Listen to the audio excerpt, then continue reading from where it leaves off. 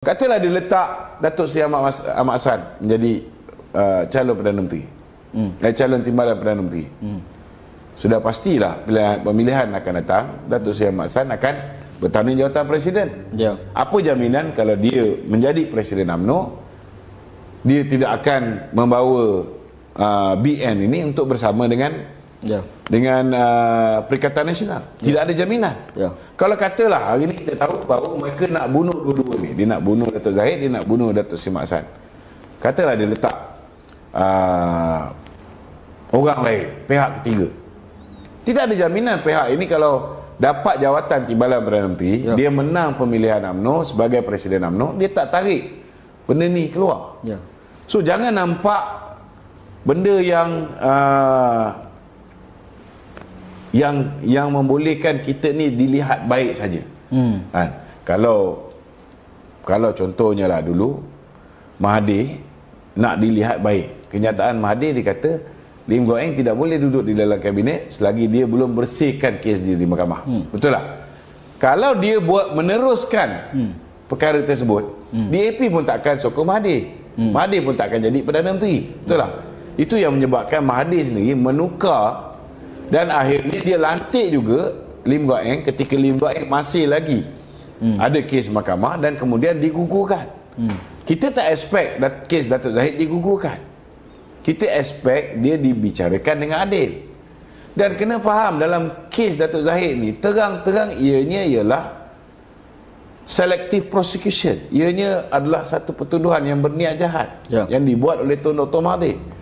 Kalau kita lihat peringkat awal pendakwaan hanya tertumpu kepada Datuk Najib.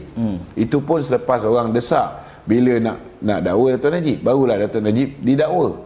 Hari ini dia didakwa, besok baru bahagian amla nak panggil bagi keterangan. Maknanya dakwa dulu, siasat kemudian. Kes yang sama berlaku pada kes Datuk Zahid. Dan dalam kes Datuk Zahid dia ada dua kes. Satu kes di Mahkamah Shah Alam 40 pertuduhan, satu kes lagi di Mahkamah Tinggi Kuala Lumpur 47 pertuduhan. Kes yang pertama tu dah terang lagi bersuluh, yang terima dana politik. Selama hari ni tidak ada sebarang undang-undang Malaysia mengatakan terima dana politik itu salah. Betul. Tak ada. Dan tiba-tiba bila Datuk Zahid terima dana politik daripada UKSB, dikatakan ianya rasuah. Allah Ta'ala punya kuasa last kali terbongkar bahawa yang memberikan dana politik pada Datuk Zahid, walaupun Datuk Zahid menafikan dia menerima jumlah sampai 13 juta ni, dia kata ada dua kali je dia pernah terima 100,000, tetapi bila ditanyakan dengan David Tan yang kata dia ni yang memberikan dana politik ni, siapa lagi yang dia bagi, terbongkar rupa-rupanya Tun Mahathir pun dapat 2.6 bilion. Tan Sri Muhyiddin pun dapat 1.3 bilion, 1.3 juta. Apa ni, Isyamuddin dapat, KJ pun dapat, Syafiq Abdal pun dapat, ramai orang dapat rupanya. Jadi kenapa ada dua set undang-undang yang berbeza? Bila kena kat Datuk Zahid dikira sebagai rasuah, bila kena kat orang lain ni semua ianya dianggap sebagai political donation. Ini tak betul.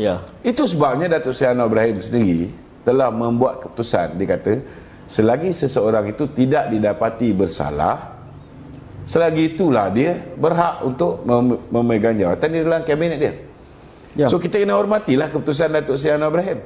Dan Datuk Seri Anwar Ibrahim pun sudah pasti dia dah tengok kes ini, akhirnya hakim pun memutuskan bahawa tidak ada prima facie sebab terang-terang selective prosecution. Dan pasukan petugas khas yang menyiasat buku Tan Sri Tommy Thomas sendiri mengatakan memang berlakunya seperti mana didakwa oleh Tan Sri Tommy Thomas, ada campur tangan pihak eksekutif Mahathir dan sebagainya. Dan yang menariknya Datuk Seri Anwar Ibrahim itu sendiri memberi jaminan dia tidak akan campur tangan dalam institusi atau badan kehakiman ini. Dan membiarkan untuk institusi kehakiman itu menjalankan proses yang adil dan saksama. Ini adalah satu benda yang menarik. Dan biarlah Zahid Hamidi atau Presiden UMNO ni dia menguruskan kesnya. Dan kalau ini pun, kalaulah sekiranya dilantik ataupun menjawat jawatan di dalam kabinet, kita minta doa lah agar dia boleh melaksanakan tanggungjawab tugas itu dengan begitu baik. Ya, insyaAllah. Dengan apa kes yang dihadapi. Baik, saya baca soalan ataupun cadangan daripada rakan-rakan sangat banyak. Daripada Ismail Tijoh, saya ambil daripada YouTube. PHBN tak perlu bubar, teruskan perjuangan. Cari persamaan antara satu sama lain. Fikirkan macam mana nak tawan Kelantan dan Terengganu. Wah, ini satu cadangan yang baik. Satu cadangan yang baik, alhamdulillah. Daripada Kasmawati Amar Muhammad Asri, Facebook, Z dengan Lokman kena ulang kisah kebenaran SD itu batal dan salah guna sampailah makcik-pakcik kat kampung dengar. Okey, ini sebenarnya saya nak beritahu kat sini bahawa apa yang berlaku pada hari ini, pelantikan Datuk Seri Anwar Ibrahim selaku Perdana Menteri, ataupun segala keputusan yang dibuat dengan penggabungkan UMNO, BN dengan PH untuk membentuk kerajaan perpaduan, seterusnya disertai oleh GPS, GRS, Warisan dan juga parti-parti yang lain, masuk parti bebas. Ini adalah satu proses yang sebenarnya yang julung kali tidak pernah berlaku sepanjang tempoh pemerintahan, sepanjang proses pilihan raya ini. Kita nak bentuk kerajaan dan tak dapat capai 112, dan kita perlu berbuat satu kerajaan unity government, perpaduan itu. Dan inilah pertama kali ini adalah, saya kira adalah presiden case yang mana cadangan kerajaan ini adalah cadangan ataupun titah daripada tuanku yang di Pertuan Agong. Yang mana tuanku yang Pertuan Agong ni dia punya tempatnya teratas sekali dalam perlembagaan. Dan segala berkaitan tentang numbers ataupun cadangan calon Perdana Menteri dipersembahkan kepada Kebawah Duli yang di Pertuan Agong. Dipersembahkan. Dan ini pun akan melibatkan pembentukan kabinet. Sudah pasti Datuk Seri Anwar Ibrahim ni akan mempersembahkan nama cadangan calon bagi mengisi kabinet kepada yang di Pertuan Agong. Jadi yang di Pertuan Agong sudah pastilah dia akan membuat perhitungan dan keputusan yang sangat bijaksana. Kerana apa ni, Saudara Lokman? Kerana ini adalah, saya fikir ada hikmah di sebalik kejadian ini. Sebelum ini saya lihat institusi raja ini dipermain-mainkan.